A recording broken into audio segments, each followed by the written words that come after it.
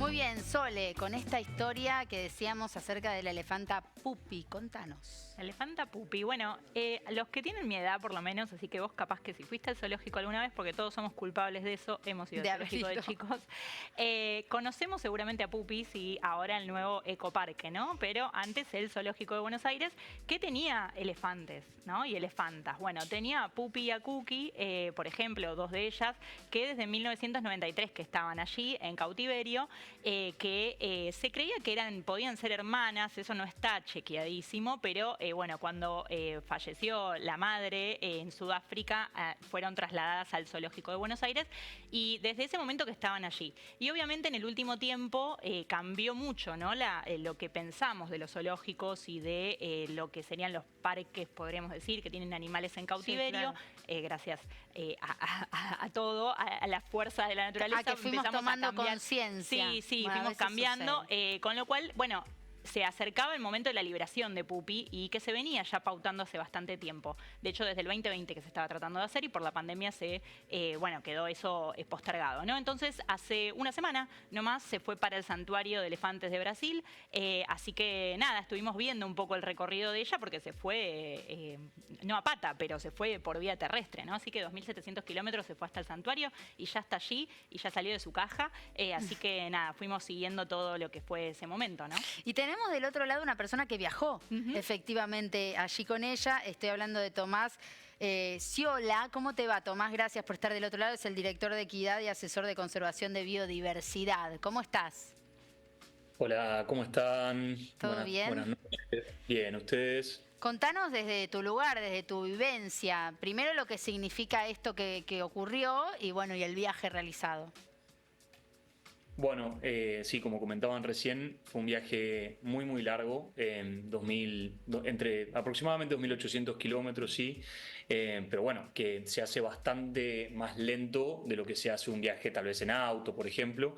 La velocidad que se promedió fue de alrededor de 80 kilómetros y a eso se le sumaban un montón de paradas, ¿no? Nosotros viajamos con un equipo técnico lleno de profesionales de distintas ramas, desde veterinarios, biólogos, cuidadores que se encargaron de cuidar y entrenar a Pupi todos estos últimos años, y nos íbamos asegurando de que ella, a través de cámaras que la íbamos monitoreando, esté siempre bien, esté siempre no pasando por un estrés muy significativo, ¿no? Entonces, para eso, como decía, íbamos mirando las cámaras y a medida que íbamos notando que ya lo necesitaba, se frenaba a descansar, se le limpiaba la caja de transporte, se le daba agua, se le daban frutas y verduras y su alimento. Entonces se hizo bastante más largo de lo que uno se imagina, ¿no? No fueron solamente, no sé, 2 o 3 días en los que uno más o menos haría esa distancia manejando sin parar. Fueron alrededor de entre 4 y 5 días, 4 días y medio, casi 5 enteros. Pero bueno, la verdad que salió todo demasiado bien, sí. A diferencia de otros traslados con elefantes de los que fui parte, la realidad es que Pupi estaba todo el tiempo muy tranquila, dadas las circunstancias, ¿no? Y lo novedoso de todo para ella y lo estresante que también debe haber sido. Ella siempre nos mostraba a todos nosotros que estaba tranquila y eso hacía que nosotros estemos tranquilos, que podamos pensar mejor las cosas, que parece mentira, pero bueno, uno a medida que va viajando con estos animales termina empatizando y entrando mucho en su emoción, y si bueno, el animal está muy estresado, muy afligido, uno empieza a pasarla mal también, obviamente. Me ha pasado con Mara, una elefanta que trasladamos en el medio de la pandemia, que fue la primera que se trasladó desde Argentina a Brasil, que ella la verdad que estaba bastante estresada y eso generaba en todos nosotros, obvio, que estemos bastante preocupados, pero fue muy distinto con Pupi. Ella todo el tiempo estuvo tranquila, estuvo muy conectada con lo que estaba pasando, obviamente, pero lo pudo sobrellevar de una buena manera, y eso también tiene mucho que ver con la preparación que se le dio antes de poder viajar. Así claro. Que sí, en definitiva un viaje muy recompensante. De hecho, Tom, yo te voy a ir complementando algunas cosas, pero bueno, yo estuve ahí mirando en Semana Santa cómo salía Pupi de la caja, si salía o no salía, porque tanto la entrenaron y tanto le gustó la caja que había que lograr que entrara, ¿no? Obviamente, claro. Desde donde estaba, en el Palacio de los Elefantes, en el ecoparque, a pasar a la caja, que estuvo muchos meses con ese entrenamiento. Luego después no quería dejar la caja cuando llegó a Brasil. Y era como, no, ahora, bueno, tenés tu lugar, ¿no?, de semi-libertad, donde va a tener miles de hectáreas para recorrer. Y bueno, estábamos ahí, estuvo estuvo como 9 horas, ¿no? Si digo bien, tratando de salir de la caja. Quizás ella súper tranquila, pero todos los que estábamos ahí en el vivo estábamos muy ansiosos.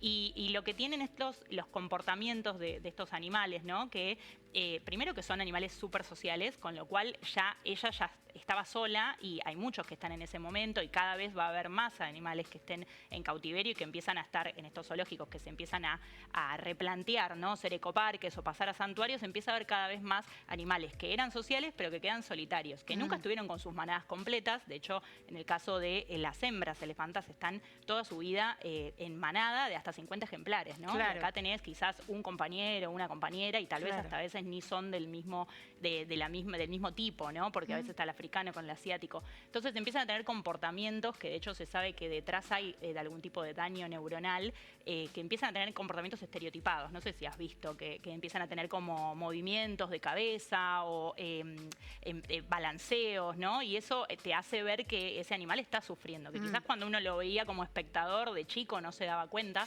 pero eso después se estudió y se sabe que afecta muchísimo. Claro, pienso... Así que este cambio es drástico. Por eso, pienso, Tom, entonces en la importancia de esto que está ocurriendo y cuando iniciaba Sole hablábamos de esto de, bueno, en un momento se empezó a tomar cierta conciencia y después mucha gente trabajó, como por ejemplo vos, para que esto se vaya dando, ¿no? ¿Cómo fue estar atrás, hace un tiempo me imagino ya, de esta idea de que estos espacios que tanto mal le hacen a algunas especies, nada, se modifiquen, no existan más, se plantee de otra manera? Sí.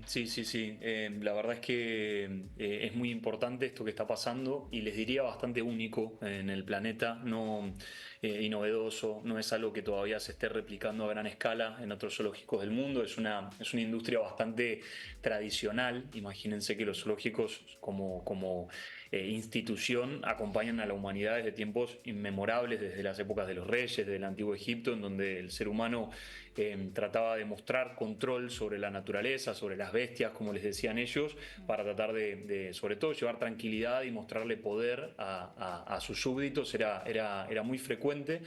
Entonces hace realmente tanto tiempo que existen que cuesta mucho, ¿no? Pensar en cambios, en evoluciones, y la verdad es que en ese sentido el gobierno de la ciudad de Buenos Aires, allá por 2016, yo fui parte del equipo que inició el proceso de transformación y lo acompañé durante casi 10 años.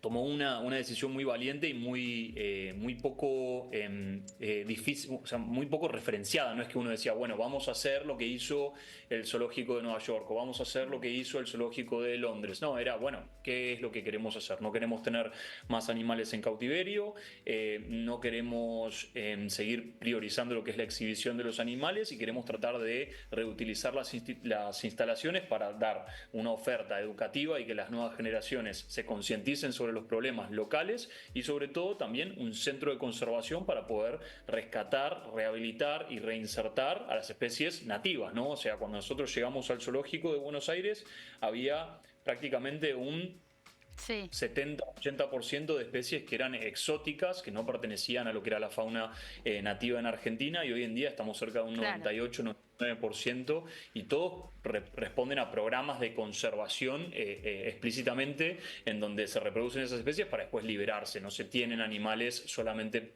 para poder educar a la gente. Bien. La parte de la educación de la gente se reemplazó por un modelo de tecnología interactiva, cines 4D, robots, animatronics, experiencias holográficas, en donde la gente puede realmente conocer la naturaleza desde otro lugar sin la necesidad de estar viendo un animal que no va a estar cómodo con esa situación. Como comentaban recién, un elefante no está preparado, así como muchísimos otros animales, a estar en cautiverio.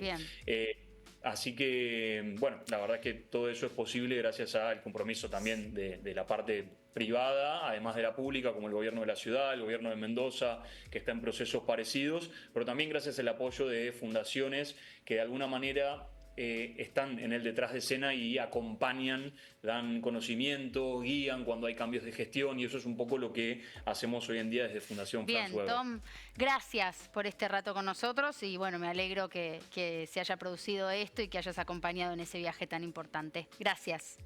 Gracias a ustedes, que esté muy bien. Defensoría del Pueblo de la Provincia de Buenos Aires. 0800 222 5262. podemos ayudarte.